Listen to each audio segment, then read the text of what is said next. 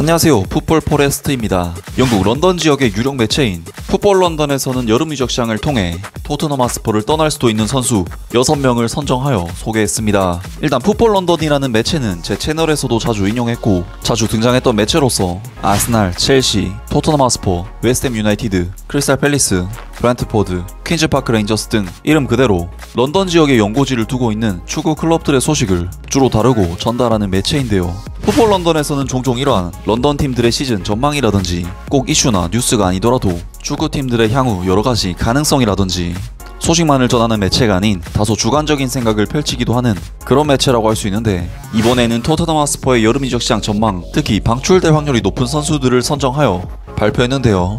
토트넘 하스퍼로서는 아직까지는 설레발치기에는 이르긴 하지만 어쨌거나 챔피언스리그 진출이 굉장히 유력한 상황에 있고, 챔피언스리그 진출을 달성했을 경우 수많은 A급 선수들의 영입도 현실화될 수 있고, 특히 안토니오 콘테 감독부터가 선수단 강화를 정말 강력하게 원하고 또 요구하고 있기 때문에 이번 이적 시장만큼은 토트넘 하스퍼가 굉장한 힘을 발휘해낼 수 있을 것이라는 영국 현지 매체들의 전망들도 한 번씩 나오고 있는데요. 반대로 그만큼 현 토트넘 하스퍼에서 자리를 잡지 못한 선수들은 토트넘에 차기 시즌에서 더욱 자리를 잃을 확률이 커 보이는데, 풋볼 런던에서는 무려 11명의 선수를 토트넘에서 방출될 후보 선수로서 선정했습니다. 안토니오 콘테와 파비오 파라티치는 토트넘 하스퍼가 다음 단계에 도달하는 것을 보기 위해 2022-23 시즌을 위한 계획을 세울 것이다. 콘테 감독이 구단에 자신의 기록을 세우고 강력한 선수단을 구성하기를 원할 것이기 때문에 이번 여름에도 많은 선수들이 팀을 나갈 것이다. 풋볼 런던에서는 여름 이적 시장 마감일 전에 팀을 떠날 확률이 높은 토트넘 하스퍼 선수들을 살펴본다. 첫 번째, 해리 윙크스.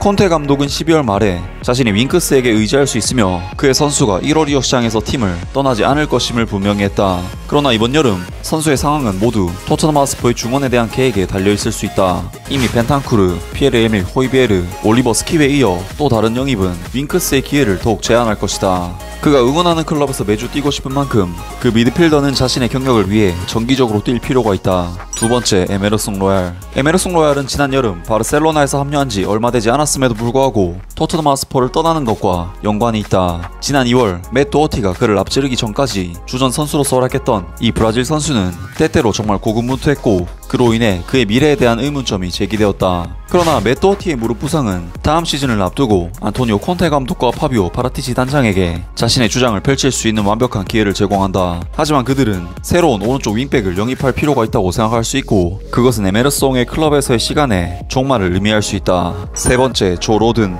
조 로든은 올 시즌 토트넘 하스퍼에서 정규 경기를 치르기 위해 고군분투했고 누누 산투와 안토니오 콘테 감독 밑에서 총 8경기를 뛰었다. 현재 보스는 그가 선호하는 3백에 변화를 주지 않을 것이고, 그것은 불행하게도 그 선수에게 기회가 극도로 제한될 것이라는 것을 의미한다. 조 로든의 웨일즈 국가대표팀에서의 활약은 스퍼스가 24세의 매우 훌륭한 수비수를 가지고 있고 그가 영구적으로 떠난다면 그들은 후회할 수도 있다는 것을 강조했다. 임대로 가는 것이 더 나은 선택일 수도 있지만 한 가지 확실한 것은 조 로든이 2022-23 시즌 정규 출전을 위해 다른 곳으로 향할 필요가 있다는 것이다. 네 번째, 스티븐 베르바인. 베르바인은 1월에 아약스로의 복귀와 함께 토트넘 하스퍼를 떠날 것으로 예상되었다. 그러나 거래가 성사되지는 않았지만 네덜란드의 거물들은 다음 시즌을 앞두고 관심을 되살릴 수 있다. 네덜란드 국가대표 선수는 최근 국제 무대에서 스퍼스에서의 미래에 대해 여름에 무슨 일이 일어나는지 볼 것이라고 말했다. PSV에서 클럽으로 이적한 이후 주전 자리를 굳히기 위해 고군분투하고 있는 스티븐 베르바인과 스퍼스 둘 다 결정을 내려야 한다.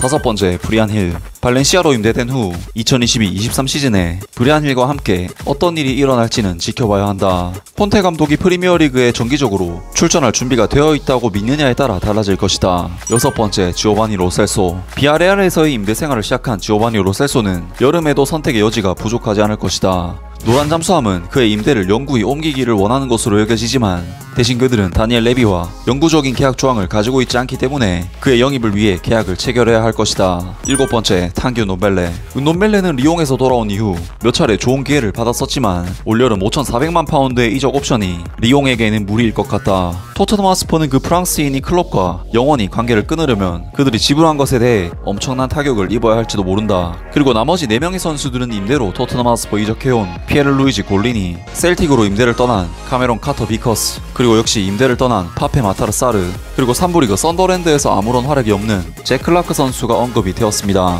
선수단 몇몇을 보면 확실히 다들 납득이 가는 선수들이고, 토트넘 하스퍼가 이 선수들을 내보내더라도 이 정도 선수들은 어렵지 않게 대체할 수 있을 것 같은데요. 과연 토트넘 하스퍼가 여름 이적 시장에 어떤 행보를 보여줄지 벌써부터 정말 기대가 됩니다. 아무튼 오늘 영상은 여기까지고요. 영상 재밌게 보셨다면 구독과 좋아요 그리고 댓글 부탁드립니다. 감사합니다.